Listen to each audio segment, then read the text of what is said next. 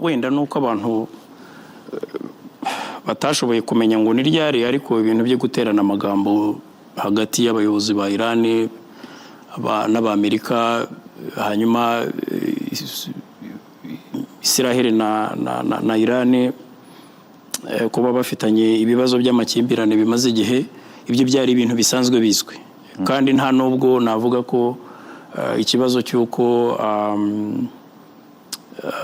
Iran yari irimo kuzamura ubushobozi bwayo mu gukora intwaro za nucleaire, cyangwa se ngira ngo urabizi ko ubu hari ibihugu 9 bifite arme nucleaire, cyangwa se by'abandi bakunze kwita mu yandi magambo ngo ni nubwo atari bimwe, ariko uzi ko hari ibihugu 9 nibura ibyo bita les puissances nucléaires.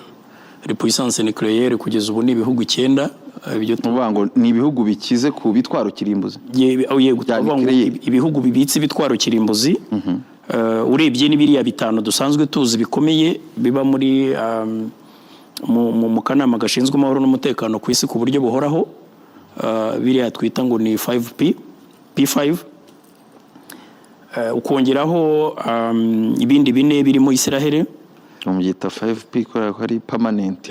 Permanent, yes, no kuvuga ngo permanent ni uko babyita, kuko kuva mu nyuma y'intambara ya kabiri y'isi yose biri muri kariya kanama, zikari nabyo bifite bwa burenganzira bwitwa droit de veto.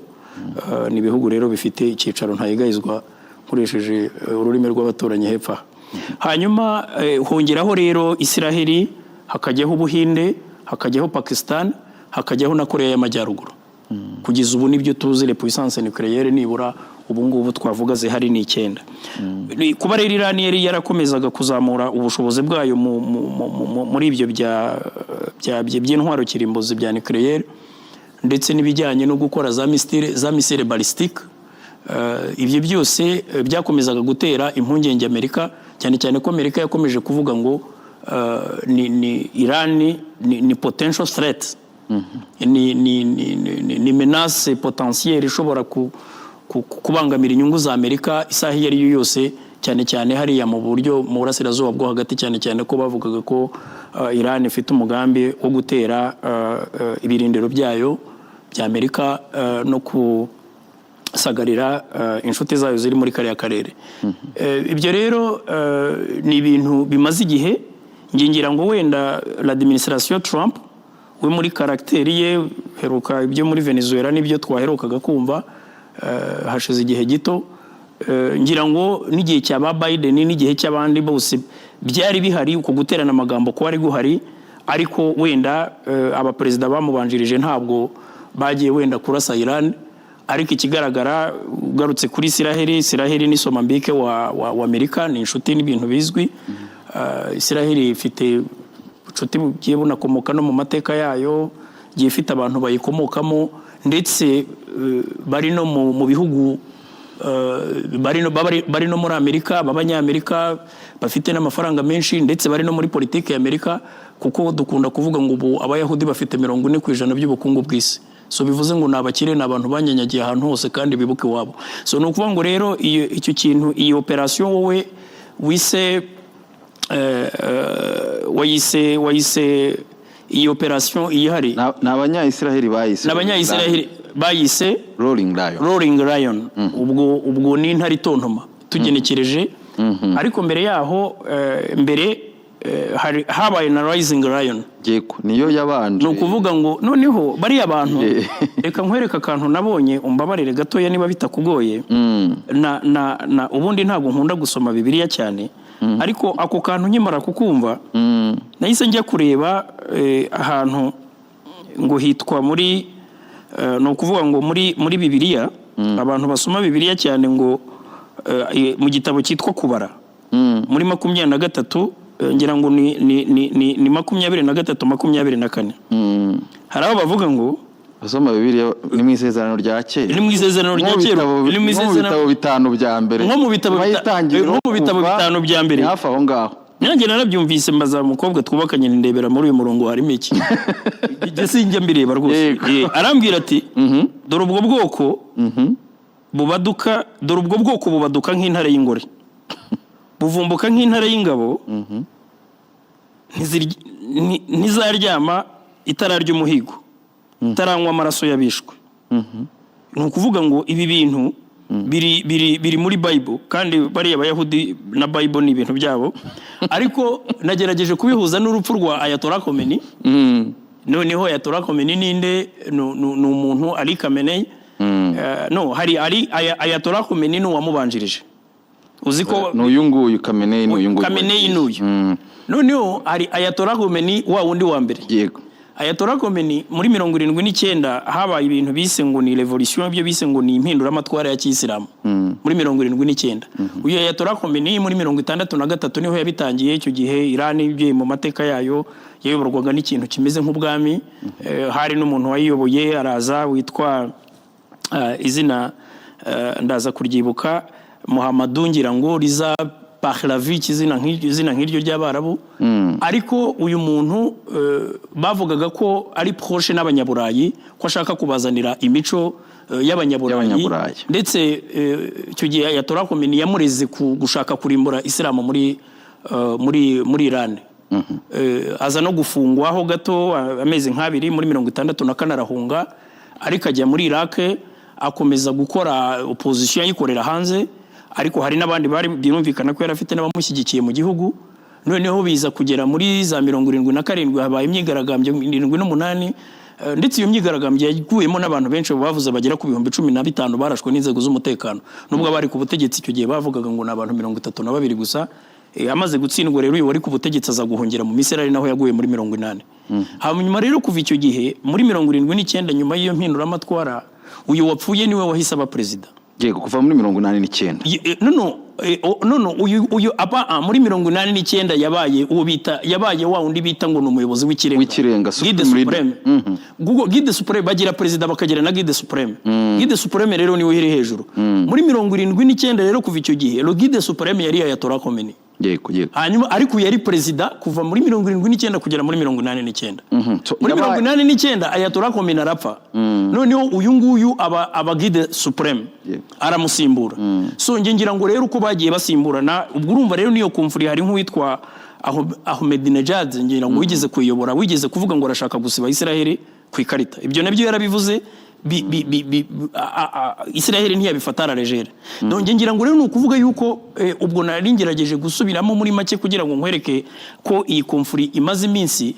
Ariko ikintu cyo kwikanga, ikindi nanone utakwirengagiza nuko hari imyigaragambyo imaze igihe muri Iran y'abantu barwanya buriya butegetsi. Nayo irahari, urababona bo mu mibare yabo bo batangaza za société civile baravuga ngo hamaze kwicwa abantu bagera ku 35,000. Donc nukuvuga ko ariko noneho ubwo rero urumva la menace nucléaire nibi bya missile balistique intwara za kirimbuzi bari abantu bakoraga bo bavugaga bati aba bantu nabasazi kubaha ubushobozi nta wamenye icyo babukoresha. Ariko mu bigaragara nta kintu Iran yashakaga gukora. Amerika nayo itamaranye imyaka n'imyaniko cyangwa ibi bihugu bindi by'ibihanganje na kubwiyo 8 uvanyemo Amerika bidafite. Muri make naho ngaho twavuga ngo wenda byari ukuba ngo ntabwo tuzi umunsi n'igihe, ariko ari amakimbirane yo guterana amagambo no kutumvikana mu bijyanye na biriya bintu byo gukora intwaro za kirimbuzi. Ni ibintu bimaze igihe.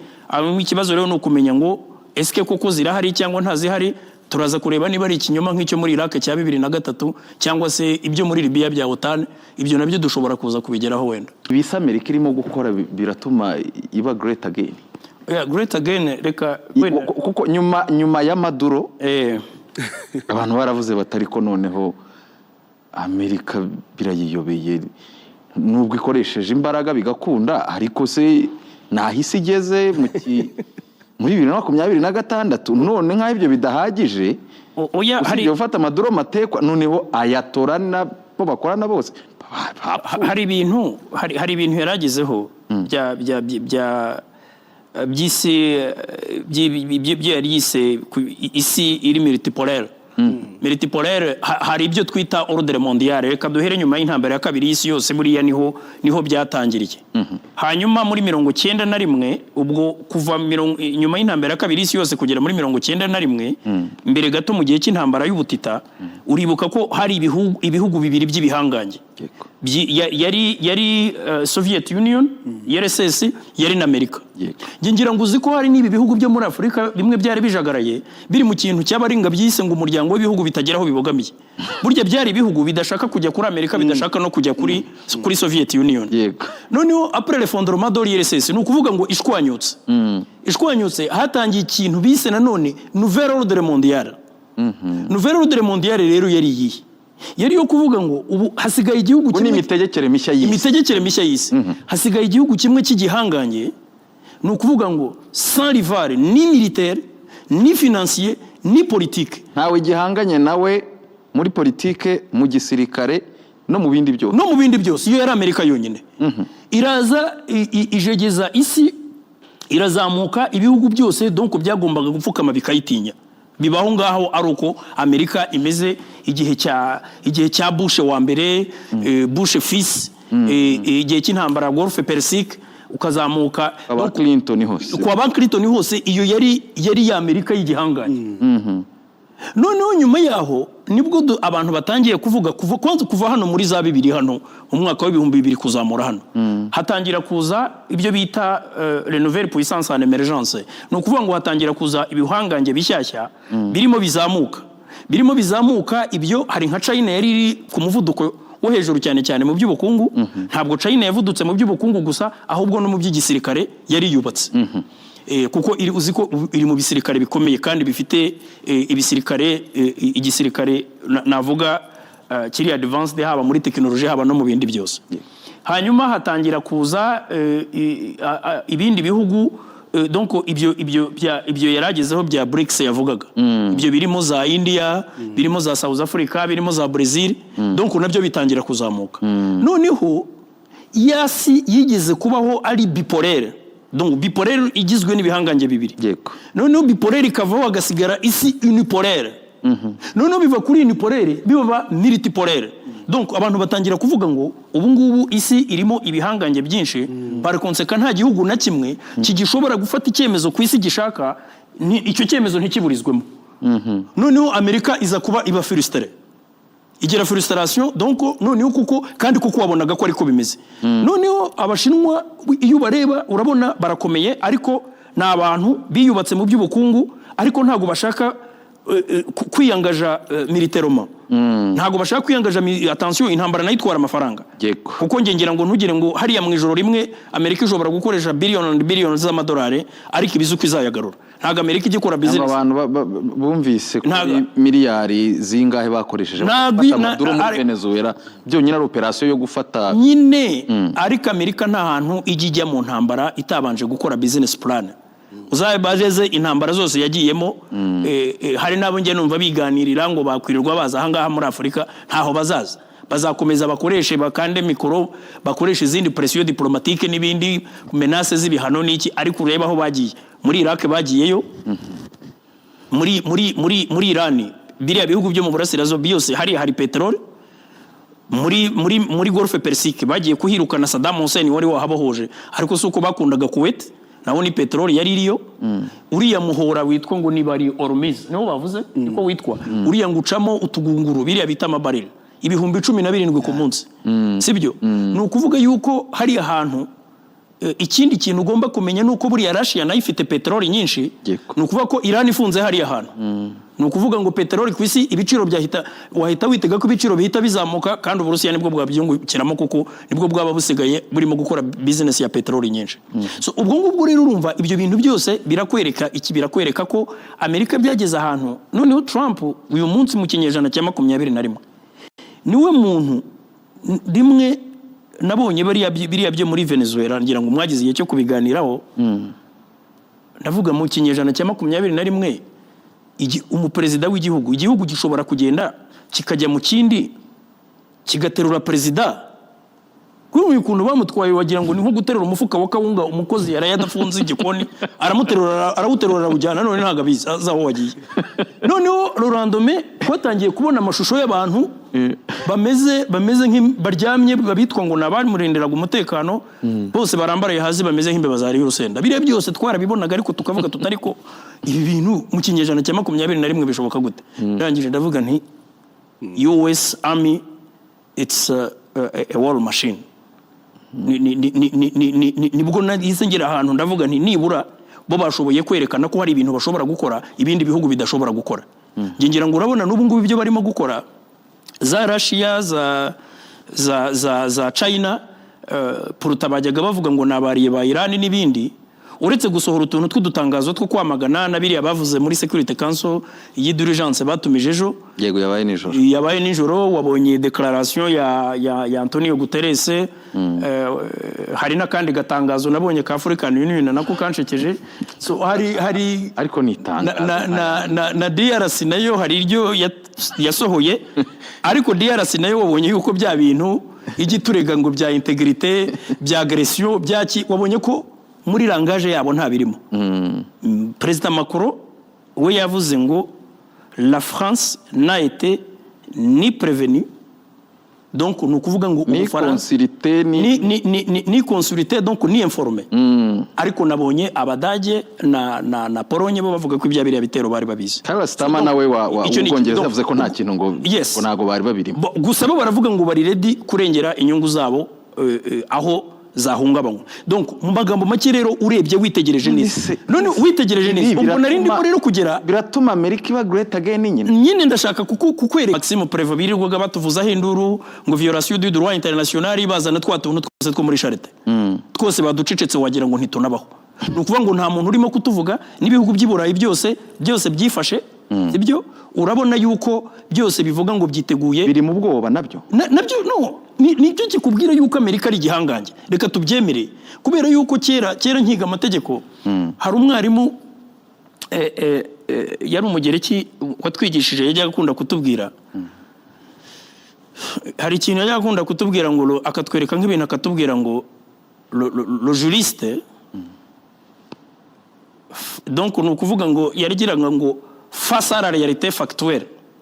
Le juriste face à la réalité factuelle ni ukuvuga ngo la confrontation des idées à la réalité factuelle. Ni ukuvuga ngo hari ibintu byanga bikunda ubireba nubwo wabura umufano umeze gute udashobora kugira aho wabihungira kuko ni facts zivugira kandi ziri imbere yawe, nibyo bita réalité factuelle. Donc ni ukuvuga yuko rero ibirimo kuba biragaragaza yuko uyu munsi gusa icyo ntakubwira ni ukumenya wenda ngo ni ibintu bizamara igihe kingana iki, ariko Amerika yongeye kugaragaza ko ari super power iri hejuru y'izindi, cyane cyane ko nicyo gihugu gishobora gukora ibintu ibindi bihugu bitatinyuka gukora kandi ntihagire ingaruka.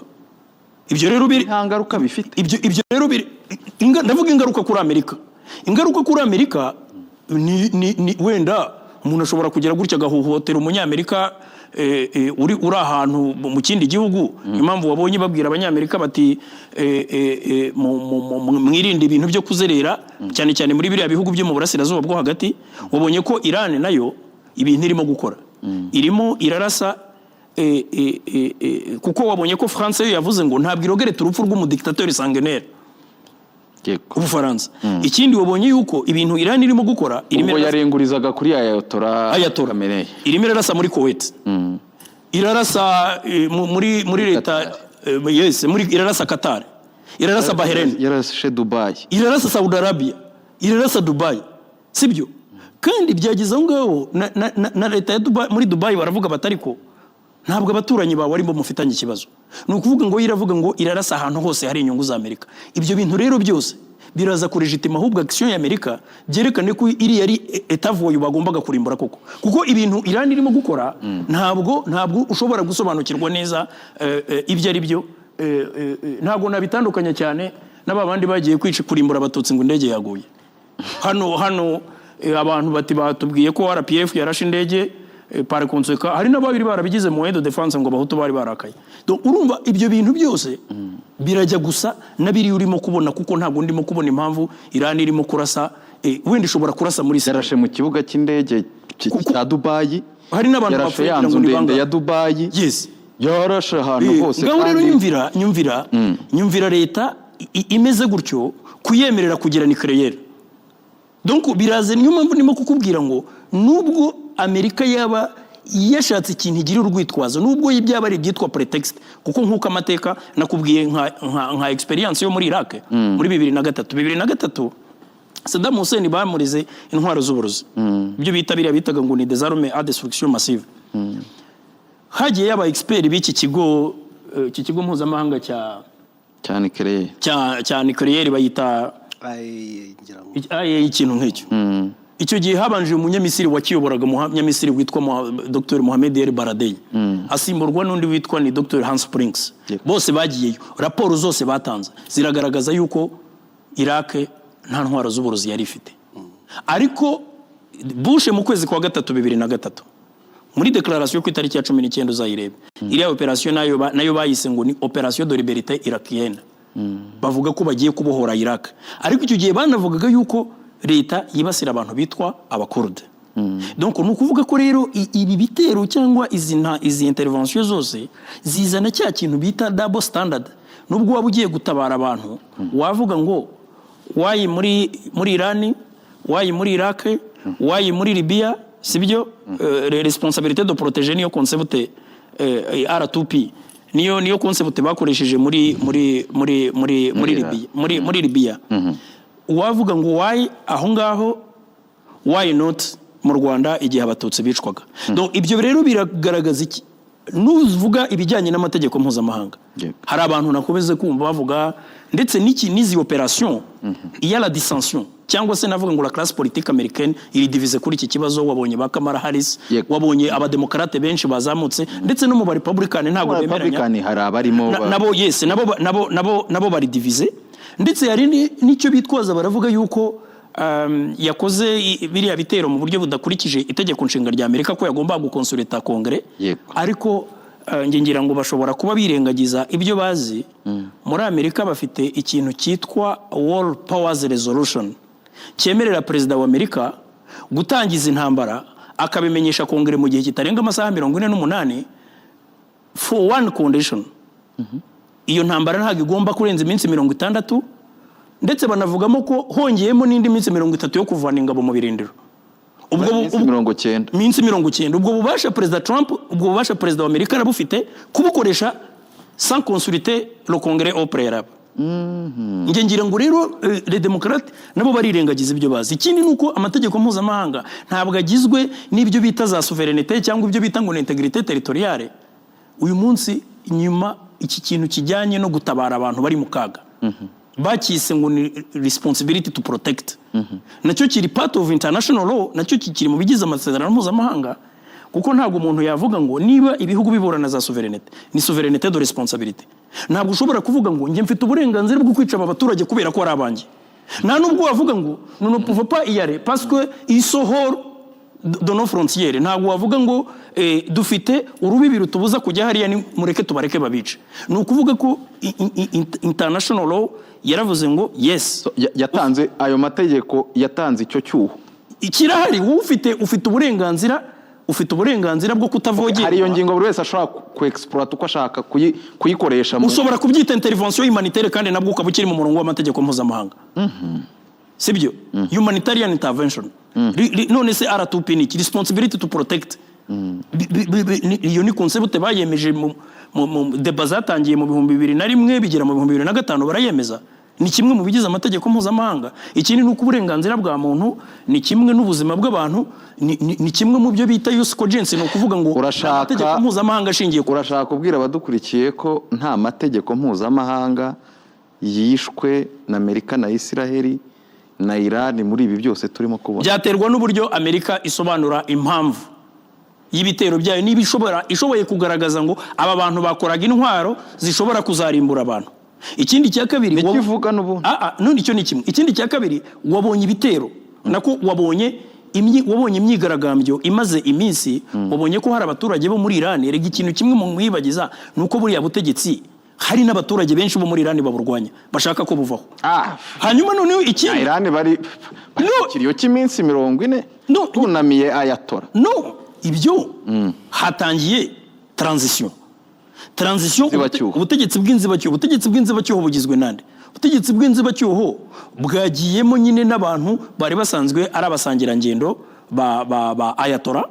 Kandi ngira ngo urabona ko ubutasi bwa Amerika n'ubwa Israel bari bafite amakuru, kuko bari abantu babakubise bari mu nama cyane, babakubise bari ahantu hamwe, bahuranye abantu bagera muri 7-8 kandi bose bakomeye muri hierarchie barimo na chef d'état major. Donc bari muri hierarchie ya buriya butegetsi. Donc ni ukuvuga yuko rero biriya bintu za opposition zivuga ko hari abantu 35,000 barashwe n'inzego z'umutekano za Iran bakicirwa mu myigaragambyo hariya. Ibyo byose ushobora kuvuga uti iyi ni leta irimo kurimbura abantu. Ni ukuvuga ko byanga bikunda biterwa n'uburyo les juristes américains n'uburyo abanyamategeko ba Amerika n'impamvu bazashyira ku meza kandi zishobora kuzazumvikana nazo ziri en parallel n'ibyo wita integrité na souveraineté bishobora gucika amazi cyane cyane ko umvise ko kubera ubuhangange bwa Amerika abantu bose babicecetse bya souveraineté na integrité territoriale ya Iran nta uri kubivuga. Iran iri muri OPEP biriya bihugu bikungahaye kuri peteroli. Ngira ngo iturufu ya mbere wabonye aba bari muri transition mu nzibacyuho wavuze ngo urupfu rwa Ayatollah rwa Khamenei ngo ni igitero kigabwe kuri Islam. Ubwo butumwa urumva icyo bugamije gushaka kongera kwigarurira abayisilamu ngo bumve yuko Amerika yabagabyeho ibitero. Kubwa abayisilamu bisi yose ko iyo ntambara ari yabo. Ko iyo ntambara ari yabo. Nibwo butumwa yatangaga. Ariko ça ne peut pas marcher. Ntabwo bishoboka. Kuko yarangije deja kurasa mu Barabu. Harasa abasilamu. Ukuvuga ngo kandi iriya politique iriya strategy nano Amerika na Israel nabyo byarayikoresheje byo gufata Abarabu ikabacamo kabiri. Ikabacamo kabiri noneho ikagira inshuti zayo muri kariya karere. Kuko ngira ngo urebye aho Amerika iri no kugera muri Middle East ngira ngo nuko hari hose hafite za base militaire nacyo gituma nizo za operation ziyorohera. Sibyo? Ngira ngo Amerika byayorohera gukubita Iran itari kumwe n'abandi Barabu. Kandi byarangije kuba kubera yuko biriya bintu Iran irimo gukora ubwabyo irimo irongera abanzi bayo. Hanyuma ikindi nkuko nabigusobanuriraga nkuko na mugabo yabivugaga buriya muri ibi bintu bakubwira ngo by'amategeko mpuzamahanga nabikubwiye kenshi ko amategeko mpuzamahanga bavuga ko yubahirizwa ku bushake ntabwo agira icyo bita baravuga ngo ni amategeko atari binding. Ntabwo agira icyo bita force obligatoire. Habamo ikintu cyitwa volontarisme. Iyo volontarisme niyo kuvuga ngo iyo utayubahirije ingaruka zayo ni diplomasi ni politique niki ariko ntabwo wari wumva ko hari umuntu utarubahirije amategeko mpuzamahanga ngo umve ngo umuperezida bamufunza arimo araburana. No, iyo igihugu kitubahirije amategeko mpuzamahanga nyine baravuga ngo ni igihugu kitari civilize bakabyita gutyo nuko babyita. Ariko ubundi ikigaragara nuko muri ibi ngibi ukwiye gutandukanya ibintu bibiri. Hari ikintu cyitwa legitimacy n'icyitwa legality.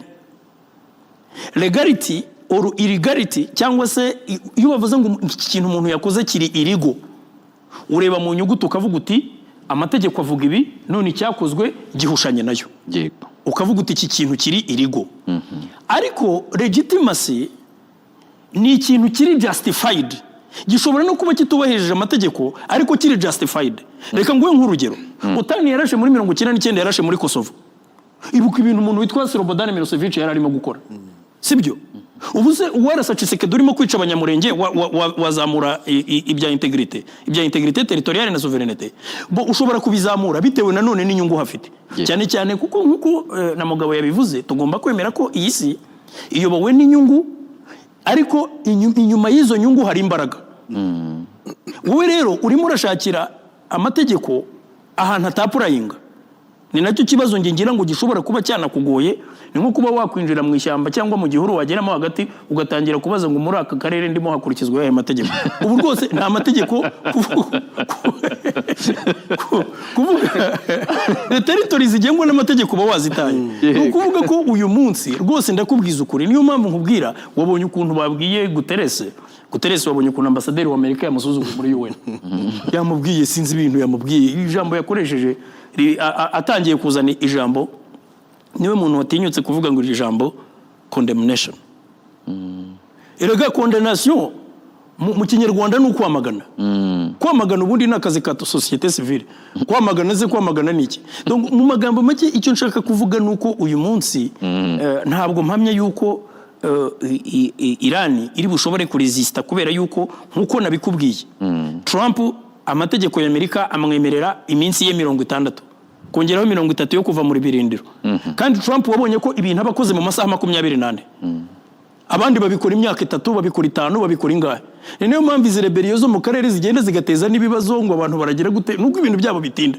Kubita iminsi 48 hours leta ukaba wayikuyeho n'umuntu wari uyoboye wamufunze. Nta muntu n'umwe wongera kuza kuvuga ngo byagenze gute. Ariko abantu bararwana imyaka 2 5 ukajya hano kuba hano umwanya wo kujya gusoma ayo mategeko ngo ariko ngo bivuga iki niki. Trump uryama ari amahoro bugacya ibintu byose yabihinduye. Ni ukuvuga ngo ukuntu arimo gukora ni ikibazo cyo kumenya ngo ese ibindi bihugu bibunze kubera ko iminota yatujya. Amaherezo naya ikigaragara nuko tout simplement nkuko yabikubwiye iyo hariho agahenge noneho uruhande rumwe rukarasa urundi. Ibyo bitero abantu babiguyemo byose byitwa ibyaha by'intambara. Ni war crimes cyane. Ni ukuvuga ko urupfu rwa Wiringoma ugiye kureba ugasanga rwabaye mu gihe cy'agahenge cya Seserof ni crime de guerre, kuko ntabwo muri icyo gihe cyari igihe cy'imirwano. Ibyo ni amategeko mpuzamahanga asengiye yashyiraho. Ariko ni ikibazo nyine nkuko twakomeje kuvuga intege nke z'aya mategeko. Akenshi ubutabera bukorwa n'abatsinze. Ubutabera bukorwa n'abatsinze, ariko buriya bo baravuga ko bishe ikihebe, baravuga ko bishe inyeshyamba, ariko kugeza ubu ngubu ntabwo agahenge Seserof cyangwa ceasefire ntabwo ari one way. Ziba ari impande zombi.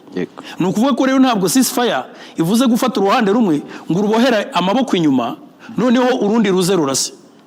Hari abantu abanyamategeko b'abafana njye numva bavuga ngo muri ceasefire ngo iyo leta ngo ikomeza kugira bwa burenganzira bwa legitime defense, ngo leta yikomeza kugira bwa burenganzira bwo kwirwanaho nk'igihugu cyatewe, iyo cyatewe n'inyeshyamba. Iyo abantu bagiye muri processes y'ibiganiro bakajya kuganira, sibyo, hari presumption yuko impande zombi zingana kuri ayo meza y'ibiganiro. Hagati hari icyo bita egalite de parti hagati y'izo mpande zombi zirimo kuganira. Gusa nkunda kubivuga ko ikibazo cy'amategeko mpuzamahanga nuko ari amategeko cyane cyane yerekeranye n'intambara usanga yarakozwe muri context y'intambara interstate hagati y'igihugu n'ikindi. Ibi by'imitwe y'inyeshyamba n'ibi byitwa bya civil war ujya gushakisha ahantu wabishakira muri aya mategeko muri izi traité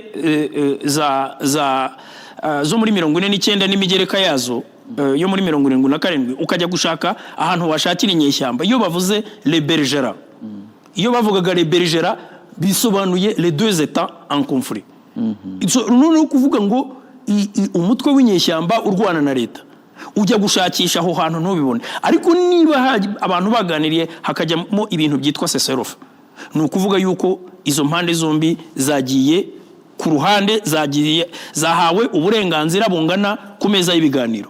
Hors de question yo kuvuga ngo wowe uri leta, wowe ubwo uri inyeshyamba, jewe ndanakurasa nubwo twaba turi muri ceasefire. Ubu rero dushobora kubona intambara yero yigarutse, ishobora kuza cyangwa n'ubu nta niki iby'agahenge tubyibagirwa, cyangwa n'ubu nta niki kubwira ko bidahari, kuko none se ninde wakishe kugeza ubu ngubu uruhande M23 iyo uyu munsi ifite impamvu zumvikana zo gukomeza intambara, kuko n'urundi ruhande rwaviyo yagahengwe. None icyo gihe le mediateur nabona ko umuriro watse niwa azongera ahamagarira parti yongera ababwira atari ko byagenze bite muri mu biki. Ariko kugeza ubu ngubu niba DRC iviyo yagahenge le mediateur nawe akicecekera, M23 iri en position yo kwirwanaho.